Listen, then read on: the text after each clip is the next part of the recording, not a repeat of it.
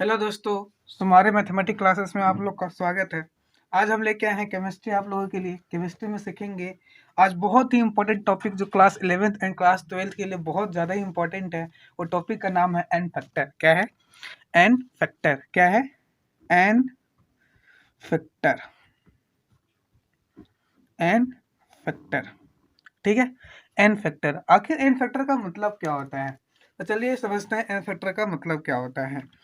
N factor, जो n factor is is defined for is defined per mole for per mole of a substance of a substance। N factor होता है, ये define नहीं होता है सिर्फ per mole of a substance. N factor is defined for per mole of a substance. ठीक है, चलिए दूसरा पॉइंट। एन फैक्टर से आप क्या पता कर सकते हो? Equivalent mass. क्या पता कर सकते हो? Equivalent mass. क्या पता कर सकते हो? Equivalent mass. इक्विवेलेंट मास क्या होता है? ये होता है हमारा मोलर मास। क्या? Molar mass divided by n factor. Divided by n factor. Divided by n factor. आया समझ में? तो आप एन फैक्टर निकालोगे तभी तो आपको इक्विवेलेंट मास पता चलेगा। इसलिए आज बहुत ज़रूरी है कि हम एन फैक्टर सीखने जा रहे हैं। ठीक है, चलिए अलग अलग स्पीसीज के लिए हम एन फैक्टर निकालना सीखेंगे। पहले हम सीखेंगे फॉर आयंस। पहले सीखेंगे हम लोग फॉर आयंस। अगर आपको आयंस मिल जाए तो उसका एन फैक्टर कैसे निकालेंगे? तो फॉर आयंस के लिए एन फैक्टर निकालना बहुत ईजी होता है। कैसे? N factor n factor for ions क्या होता है? Mod of charge. क्या होता है? Mod of charge. क्या होता है? Mod of charge. जैसे मान लीजिए मेरे पास एक आयन है।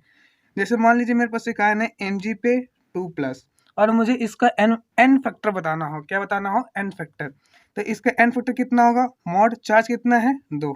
मॉड 2 कितना होता है? 2। आया समझ में? जैसे मेरे पास मान लीजिए N3- एक आयन है, मैग्नीशियम आयन, और ये नाइट्राइड आयन। तो इसका एन फैक्टर निकालना हो तो मॉड ऑफ -3। और आपको पता है मैथ्स में पता होगा नेगेटिव का मॉड क्या होता है? पॉजिटिव। तो इसकी कितनी आ जाएगी? 3। आ रहा है समझ में? जैसे मान लीजिए मेरे पास एक और आयन है Al पे +3। तो इसका एन फैक्टर निकालना हो तो कितना आएगा? मॉड 3। ये कितना होता है? 3। आया समझ में? चलिए जैसे एक और निकालना हो मुझे, ये जैसे Zn पे +2। एक आयन है, इसका एन फैक्टर कितना होगा? तो मॉड ऑफ 2 कितना आ जाएगा? ये 2। आ रहा समझ में? जैसे हमारे पास लिथियम है। क्या है? लिथियम। लिथियम पे प्लस मिले तो इसका एन फैक्टर कितना हो जाएगा? Mod of +1। ये कितना हो जाएगा? 1। आ रहा समझ में? जैसे जैसे हमारे पास सल्फेट आयन मिल रहा है। क्या मिल रहा है? Sulphate ion. तो इस पे एन फैक्टर कितना होगा? Mod of -2। और ये कितना हो जाएगा आपका? 2। आ रहा है समझ में? चलिए और जैसे मान लीजिए हमारे पास सल्फाइट आयन हो। क्या हो? Sulphite ion. इसका एन फैक्टर कितना होगा? तो मॉड ऑफ -2 इक्वल टू कितना हो जाएगा? 2। कोई दिक्कत? जैसे मान लीजिए मेरे पास और हो, जैसे पोटेशियम पे प्लस हो, तो पोटेशियम पे प्लस कितना होता है? +1। मॉड +1 कितना आएगा? 1। तो मतलब आयंस के लिए, for ions n factor equal to mod of charge. मतलब चार्ज का मॉड ले लीजिए, वो आपका बता देगा एन फैक्टर कितना आएगा। चलिए पहला स्टेप हमने मजे से सीख लिया। दूसरा स्टेप आइए। दूसरा सीखेंगे हम फोर सॉल्ट्स। फोर सॉल्ट्स किसके लिए सीखेंगे हम लोग? Four salts. ठीक है, फोर सॉल्ट्स। फोर सॉल्ट्स के लिए कुछ नहीं करना है आपको। टोटल केटाइनिक या सबसे बढ़िया तरीका है LCM LCM of charges LCM of charges of cation or anion। Salt के लिए आप चार्ज का एलसीएम, केटायन और एनायन का एलसीएम ले लीजिए, वही उसका एन फैक्टर होगा। जैसे हम एक सॉल्ट लेते हैं आपके सामने NaCl। क्या लेते हैं? NaCl। तो आपको पता है NaCl में 2 पार्ट होता है, एक Na+ होता है, एक Cl-1 होता है। तो मैग्नीट्यूड लेते हैं चार्ज में, तो 1 का एलसीएम कितना आता है? 1। तो इसका एन फैक्टर कितना हो जाएगा? 1। जैसे मान लीजिए मेरे पास एक और सॉल्ट है MgO। क्या है? MgO। तो Mg पे आपको पता है +2, ऑक्सीजन पे कितना आएगा -2, 2 कैल्शियम कितना आएगा 2, 2 आ गया, कोई दिक्कत। जैसे मान लीजिए मेरे पास Al2SO4 का होल थ्राइस है, तो कब बना होगा, तो Al पे 3+, क्रिस क्रॉस मेथड, ये चार्ज इस पे और ये जो चार्ज है सल्फेट पे आएगा, तो SO4 पे 2-, 3 2 कैल्शियम कितना आता है, 3 2 का एल्शियम कितना आता है, बच्चे को पता है 6 आता है, तो इसका फैक्टर कितना हो जाएगा 6। आई होप आपको समझ में मेरी बात आ रही है। आगे बढ़े, चलिए, ये था हमारा पहला था फॉर आयंस, दूसरा था हमारा फॉर सॉल्ट्स, तीसरा हम सीखने जा रहे हैं फॉर एसिड्स।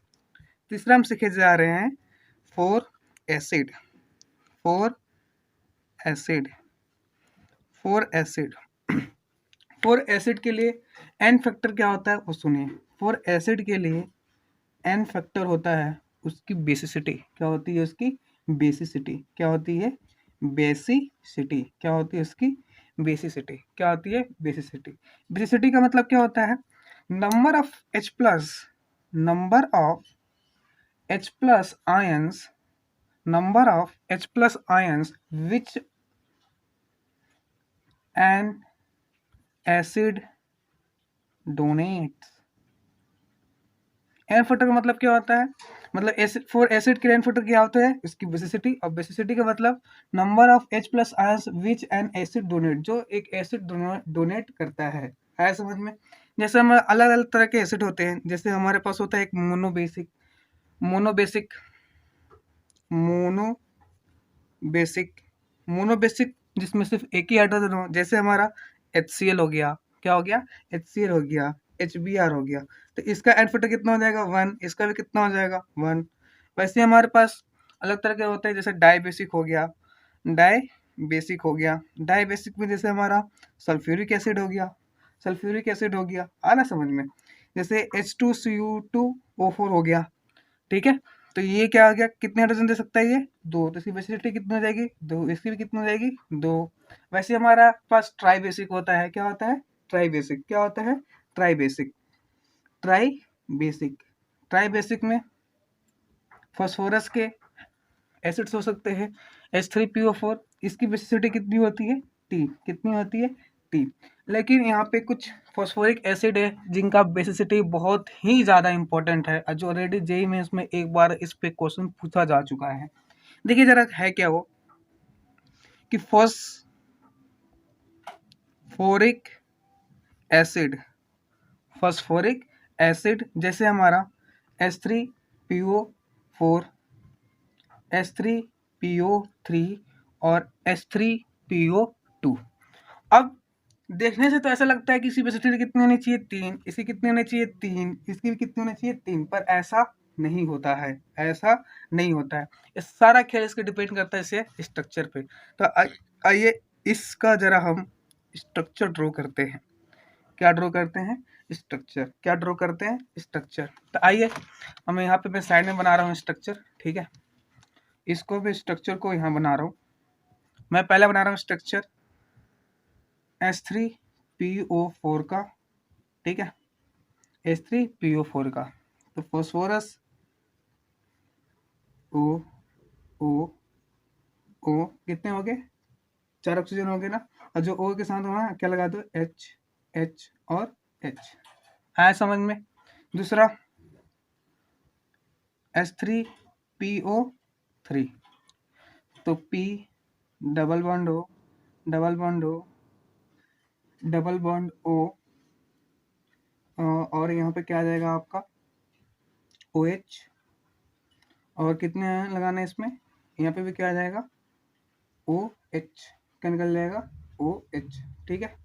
आइए जरा इससे बात करते हैं, तीन हाइड्रोजन है, एक हाइड्रोजन यहाँ पे, एक और हाइड्रोजन लगा दीजिए, यहाँ पे एक और हाइड्रोजन लगा दीजिए, ये 1 2 3, 1 2 3 लग गया ना, ये हाइड्रोजन आ जाएगा, सिंगल बॉन्ड में हाइड्रोजन आ जाएगा, क्या आ जाएगा हाइड्रोजन। एक बार फिर से देख लीजिए इसको, ये क्या आ जाएगा P डबल बॉन्ड O, कितने हाइड्रोजन ऑक्सीजन है 3 ना, तो 2 आ गया और एक 3 आ गया, तो एक के साथ खाली, कोई दिक्कत। देखिए इसका स्ट्रक्चर ये हो गया। तीसरा पता इसका देख लीजिए, तो इसको याद कैसे रखें, तो इसका स्ट्रक्चर तो बना आपको याद रहे, धीरे धीरे वो प्रैक्टिस के साथ आपको याद हो ही जाएगा। वो हाइड्रोजन जो ऑक्सीजन के साथ जुड़ा हो, वो मतलब इन दोनों में ज़्यादा इलेक्ट्रोनेगेटिव कौन होता है? ऑक्सीजन। तो इसको निकाल सकता है, मतलब ये एसिडिक की तरह काम कर सकता है। तो कितने हाइड्रोजन ऑक्सीजन के साथ डायरेक्ट जुड़े हुए हैं? 1 2 3। तो इसकी बेसिसिटी कितनी हो जाएगी? 3। यहाँ पे देखिए, यहाँ पे कितने हाइड्रोजन ऑक्सीजन के साथ डायरेक्ट जुड़े हुए हैं? कितने हाइड्रोजन ऑक्सीजन के साथ डायरेक्ट जुड़े हुए हैं? 1 2 1 2 1 2 1 2। तो इसकी बेसिसिटी कितनी हो जाएगी? 2। आ रहा समझ में? और वैसे एक तीसरा हमारा क्या है? H3PO2। ये हमारा हो गया, ये भी हो गया। H3PO2, इसका जरा स्ट्रक्चर यहाँ पे देखिए, यहाँ पे आ जाइए। H3PO2 इसका स्ट्रक्चर बनाओ तो ये बनेगा P double bond O bond OH आ गया, एक सिंगल बॉन्ड H और एक सिंगल बॉन्ड H। तो कितने हाइड्रोजन ऑक्सीजन के साथ डायरेक्ट जुड़े हुए हैं? 1। तो इसकी बेसिसिटी कितनी आएगी? 1। मतलब इसका n फैक्टर कितना होगा? 1। वेरी वेरी इंपॉर्टेंट ये तीनों एग्जाम्पल, वेरी वेरी इंपॉर्टेंट। इसकी बेसिसिटी कितनी होती है? 3। इसकी बेसिसिटी कितनी होती है? 2। इसकी बेसिसिटी कितनी होती है? 1। कितनी होती है? 1। आ रहा समझ में? ये आपको याद होनी चाहिए। ये कुछ एक्सेप्शन मतलब अलग से आते हैं, बाकी सबको देख के बताओ, लेकिन ये तीनों थोड़े अलग टाइप के हैं। आया समझ में? चलिए, हमने तभी सीखा एन फैक्टर पर मोल के लिए डिफाइंड होता है। एन फैक्टर से हम इक्विवेलेंट मास निकाल सकते हैं, एन फैक्टर से हम नॉर्मेटिव भी निकाल सकते हैं, वो आगे सीखेंगे। आयंस के लिए मोड ऑफ चार्ज होता है, सॉल्ट्स के लिए LCM of cation and anion ले लीजिए, ठीक है। फॉर एसिड के लिए बस ये 3 याद रखिए, बाकी आपको सब याद है, ठीक है। इसके अलावा एक और चौथा आता है हमारा, इसके अलावा एक और चौथा आता है। चौथा का नाम है बोरिक एसिड। क्या है? Boric acid. क्या है? Boric acid. आपको पता है बोरिक एसिड का फॉर्मूला क्या होता है? Boric acid. चलिए बात करते हैं हम लोग किसके लिए? Boric acid. Boric acid. अब बोरिक एसिड में होता है क्या है? आपको पता है बोरिक एसिड का फॉर्मूला कितना होता है? H3BO3, या कभी कभी इसको ऐसे भी लिखा जाता है BOH का होल थ्राइस, ठीक है। अब इसके लिए देखते हैं जरा एन फैक्टर की वैल्यू कितनी होती है। ऐसा देखने में तो लग रहा है कितना होगा इसका? 3, लेकिन देख के हम नहीं बता पाएंगे। इसके लिए पहले इसका स्ट्रक्चर ड्रॉ करते हैं। क्या ड्रॉ करते हैं? स्ट्रक्चर। बी कितने ऑक्सीजन है? 3। एक ऑक्सीजन, 2 ऑक्सीजन और ये 3 ऑक्सीजन। एक के साथ क्या लगा दो? हाइड्रोजन, हाइड्रोजन और हाइड्रोजन, ठीक है। और बोरिक एसिड क्या है? 2 ऑक्टेट इनकम्प्लीट है। पहली बात तो क्या है? इसका ऑक्टेट इनकम्प्लीट है। 2 इलेक्ट्रॉन, 2 4 इलेक्ट्रॉन, 2 6 इलेक्ट्रॉन। आपको पता है एक बॉन्ड में 2 इलेक्ट्रॉन होता है, तो इसके पास इलेक्ट्रॉन नहीं, तो 2 इलेक्ट्रॉन, 2 4 इलेक्ट्रॉन और 2 6 इलेक्ट्रॉन। मतलब ये 6 इलेक्ट्रॉन सिस्टम है। कैसा है? 6 इलेक्ट्रॉन सिस्टम। मतलब मैं बोल सकता हूँ इसका ऑक्टेट क्या है? ऑक्टेट इनकम्प्लीट है। क्या है? इनकम्प्लीट है। क्या है? ऑक्टेट इनकम्प्लीट है। तो ये करता क्या है ना, आज इसका ऑक्टेट कंप्लीट है, आपको ऑक्टेट इनकम्प्लीट हो किसी तरह काम कर सकता है? लीविस एसिड की तरह। किसकी तरह काम कर सकता है? लीविस एसिड की तरह। तब होता क्या है कि ये बोरिक एसिड अब क्या करेगा? ये कहीं से इसको मिल जाए तो ये वाटर से क्या करेगा? रिएक्ट। आपको पता है वाटर को थोड़ा और अच्छे से बनाऊं तो ये बनेगा HOH। इसके पास क्या होता है? ऑक्सीजन के पास लोन पेयर, इसके पास क्या है? Vacant orbital. अब क्या होगा? लोन पेयर इसके वैकेंट ऑर्बिटल में देगा और क्या बनेगा? बॉन्ड बनेगा। तो देखिए क्या बनता है, आइए। बी बी, कोई छेड़छाड़ नहीं। OH, इधर भी OH और इधर भी OH, यही था OH, कोई दिक्कत? अब इसके साथ बोरॉन ऑक्सीजन के साथ क्या कर रहा है? बॉन्ड बना रहा है। तो बोरॉन ऑक्सीजन के साथ क्या बना रहा है? H और H। ऐसे करते हुए ऑक्सीजन ने अपना लोन पेयर इसको डोनेट किया, तो ऑक्सीजन पे क्या आएगा? पॉजिटिव। अब क्या होगा? ऑक्सीजन की जिंदगी में मोर तबाही। क्यों? क्योंकि ऑक्सीजन आपको पता है मोर इलेक्ट्रोनेगेटिव एलिमेंट होता है, और मोर इलेक्ट्रोनेगेटिव एलिमेंट पे प्लस चार्ज कभी भी स्टेबल नहीं होता है। क्या होता है? प्लस चार्ज कभी भी स्टेबल नहीं होता है। आपको ये बात पता होगा कि मोर इलेक्ट्रोनेगेटिव एलिमेंट पे प्लस चार्ज कभी भी स्टेबल नहीं होता है।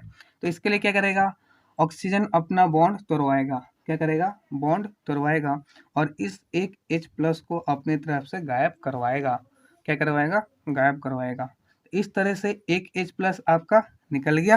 क्या हो गया, एक H+ निकल गया, तो बच क्या गया आपके पास BOH। अब 1 2 3 और ये 4, तो BOH का होल 4 पर साथ में क्या आ गया इस पे माइनस।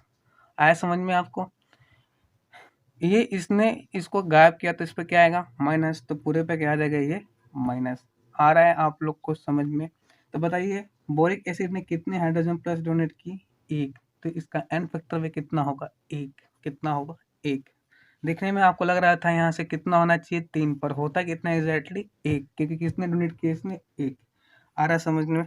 सो यहाँ पे ले सकता हूँ मैं, so N factor of boric acid is 1, कितना है, इज इक्वल टू 1। कोई दिक्कत, चलिए बहुत ही अच्छा एग्जांपल था बोरिक एसिड का। ये आप या तो केमिकल बॉन्डिंग में पढ़ते हो या तो पी ब्लॉक में पढ़ोगे, ठीक है। कोई कोई केमिकल बॉन्डिंग में पढ़ा जाता है या तो पी ब्लॉक, नहीं तो आप रेडॉक्स भी पढ़ोगे तो वहाँ पे भी 3-4 पढ़ाया जाता है, टाइम टू टाइम आते रहता है। चलिए आगे बढ़ते हैं, नेक्स्ट बढ़ते हैं। नेक्स्ट बढ़ने से पहले आप एक नोट डाल लीजिए, n factor n factor of an acid depends on the type of reaction. N factor of an acid depends on the type of reaction it participate, ठीक है। इसी पे एक क्वेश्चन जेईई मेंस ने ऑलरेडी पूछ चुका है कि कहने का मतलब क्या है कि n factor of an acid का एन फैक्टर डिपेंड्स करता है on types of reaction it participate, किस टाइप के रिएक्शन में पार्टिसिपेट कराइए उस पर डिपेंड करता है। जैसे हम समझते हैं, जैसे मान लीजिए हमारा H2SO4 है, क्या है, H2SO4, इसका रिएक्शन कराते हैं हम लोग NaOH के साथ, तो बच्चे को पता है NaHSO4 बनता है, प्लस में क्या बनता है, H2O। तो यहाँ पे सल्फ्यूरिक एसिड का एन फैक्टर होता है कितना है, 2, पर इस रिएक्शन में देखो कितने H+ आ रहे हैं, 1, तो यहाँ पे H2SO4 की एन फैक्टर कितनी होगी, 1, मतलब इसकी बोल सकता हूँ बेसिसिटी कितनी होगी, 1। अब बेसिसिटी तो क्या बोलते हैं, एसिड के लिए बेसिसिटी उसका क्या होता है, एन फैक्टर, तो मैं भी बोल सकता हूँ इसकी एन फैक्टर कितना है, 1, या मैं ये भी बोल सकता हूँ इसकी बेसिसिटी कितनी है, 1, ठीक है। ये टाइप ऑफ रिएक्शन, एसिड का टाइप ऑफ रिएक्शन पर डिपेंड करता है कि किस तरह के रिएक्शन में पार्टिसिपेट कर रहा है, ठीक है। ऑलरेडी एक क्वेश्चन जेईई मेंस डाल चुका है इस पे ध्यान से। जैसे मान लीजिए मेरे पास दूसरा एग्जांपल है कि H2SO4 रिएक्ट विथ NaOH और ये मिलकर को बनाता है Na2SO4 और प्लस में कितना H2O, क्या, H2O। तब देखिए यहाँ पे कोई हाइड्रोजन नहीं है, यहाँ पे कोई हाइड्रोजन नहीं है, तो इसका एन फैक्टर या इसकी बेसिसिटी कितनी हो जाएगी, 2। यहाँ पे एक चला गया था पर यहाँ पे नहीं गया, तो यहाँ पे एक चला गया तो इसका एन फैक्टर कितनी हो गई, 1। यहाँ पे कोई डोनेशन नहीं हुआ तो इसकी एन फैक्टर कितनी रही, 2। वेरी वेरी इंपॉर्टेंट नोट, ये आपको ध्यान में रहना चाहिए, ठीक है। चलिए आगे बढ़ते हैं, हमने तो देख लिया क्या क्या पढ़ लिया, देखते हैं एक बार। एन फैक्टर डिफाइंड होता है per mole of substance, equivalent mass, molar mass upon n factor, ions के लिए n factor, mode of charge, salts के लिए LCM of cation and anion species, और एसिड के लिए उसकी बेसिसिटी होती है। और ये सब देखिए बता दोगे, लेकिन कुछ अलग केस होते हैं, जैसे फॉस्फोरिक एसिड में इसके एन फैक्टर 3, इसके 2, इसके 1। और नेक्स्ट हमने बात किया बोरिक एसिड पे, किस पे बात किया हमने, बोरिक एसिड पे। बोरिक एसिड का देखिए इसका एक्सप्लेनेशन यहाँ पे दिया गया है, इसकी एन फैक्टर कितनी होती है, 1, देखने में लगेगा आपको 3 होगी, लेकिन होता कितना है, 1। और ये बहुत तेज है, इसका खुद का H+ नहीं, वाटर का H+ गायब करवा देता है, ठीक है, अपना देता भी नहीं है। चलिए तो कितना आ गया इसका एन फैक्टर, एसिड का एन फैक्टर कितना होता है, 1। अब हमने फिर सीखा कुछ नोटेबल पॉइंट की n factor of an acid depends on the type of reaction it participate, किस तरह के रिएक्शन में पार्टिसिपेट कर रहा है उस पर डिपेंड करेगा, ठीक है। जैसे एग्जांपल के लिए 2 दे दिया गया है मैंने आपको, ठीक है। चलिए अब आगे बढ़ते हैं, फॉर बेसिस। अब एसिड के लिए सीख लिया, अब सीखते हैं किसके लिए, बेस के लिए। ये बहुत ईजी है, इसमें कुछ अलग फंडा नहीं है। For basis, for base, base के लिए एन फैक्टर उसकी एसिडिटी होती है, क्या होती है? बेस के लिए एन फैक्टर उसकी क्या होती है? एसिडिटी। एसिडिटी बोले तो sir number of OH minus us base can donate, ठीक है? या इसको दूसरी तरह में बोलूं, number of H plus ions it can accept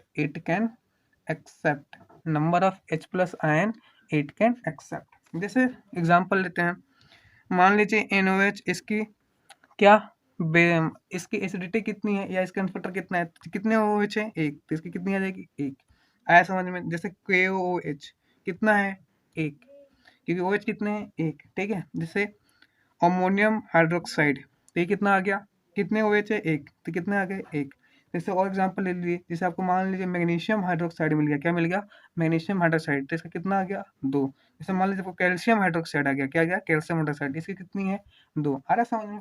जैसे मान लीजिए आपको मिल गया AlOH3 का एल्युमिनियम हाइड्रोक्साइड, तो इसमें कितने OH है? तीन, तो इसकी वेसिसिटी कितनी आ जाएगी? तीन। जैसे मान लीजिए आयरन हाइड्रोक्साइड आ गया, क्या आ गया? आयरन हाइड्रोक्साइड, इसकी वेसिसिटी कितनी आ जाएगी? तीन। कोई दिक्कत आया समझ में? देख लीजिए एक बार, आपको समझ में आ गया तो ठीक है। ये आज हमने सीखा एसिड बेस और सॉल्ट, एसिड बेस और सॉल्ट और आयंस की एन फैक्टर कैसे फाइंड करते हैं। आई होप आप लोग को समझ में आया। ये आप लोग के लिए केमिस्ट्री में हर जगह हेल्पफुल मिलेगी, कहीं ना कहीं आपको मिलेगा। आप लोग इससे मिलते हैं हम लोग अगले लेक्चर में। जब तक इस नोट्स का आप लोग रिवाइज वाइज करिए, ठीक है? अच्छे से नोट्स बनाइए, आपको मजा आएगा इस सीरीज में जैसे जैसे आगे बढ़ेंगे, ठीक है? अपने ये याद होना चाहिए आप लोग को, H3PO4 का 3, H3PO3 का 2, इसका 1। इसका स्ट्रक्चर मैंने यहाँ बना रखा है, एक यहाँ बना रखा है और एक यहाँ बना रखा है, ठीक है? स्ट्रक्चर बनाना आना चाहिए आप लोग को, धीरे धीरे वो प्रैक्टिस के साथ आप लोग को आ जाएगा। चलिए मिलते हैं हम आप लोगों से अगली क्लास में। आप लोग को लाइक पसंद आए तो लाइक करिए, शेयर करिए और सब्सक्राइब कीजिए और हमारे क्लासेस ऑफ मैथमेटिक्स को आगे बढ़ाइए। Thank you.